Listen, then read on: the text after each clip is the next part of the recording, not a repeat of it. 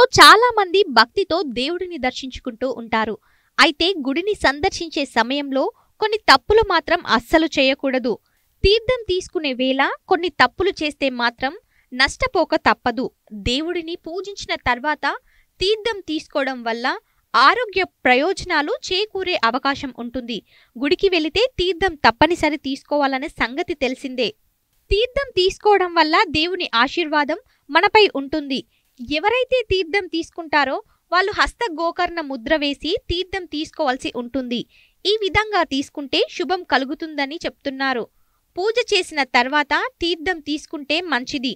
రోజుకు 3 సార్లు తీర్థం తీసుకుంటే మంచిది. సత్యనారాయణ వ్రతం జరుగుతున్న సమయంలో మాత్రం పూజ పూర్తయిన వెంటనే తీర్థం తీసుకోకూడదు. సత్యనారాయణ కథ వినడానికి ముందు తీర్థం తీసుకుంటే అనుకూల ఫలితాలు కలిగే అవకాశం ఉంటుంది. తీర్థాలలో జలతీర్థం, కషాయ తీర్థం, పంచామృత తీర్థం, పానక తీర్థం ఉండగా ఒక్కో సందర్భాల్లో ఒక్కో తీర్థం పొందే అవకాశం ఉంటుంది.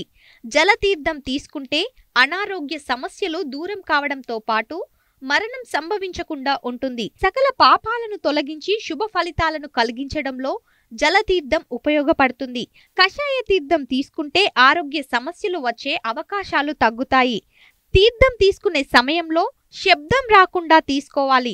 తీర్థం తీసుకున్న తర్వాత ఆ తీర్థాన్ని తలపై రాసుకుంటే మంచిది.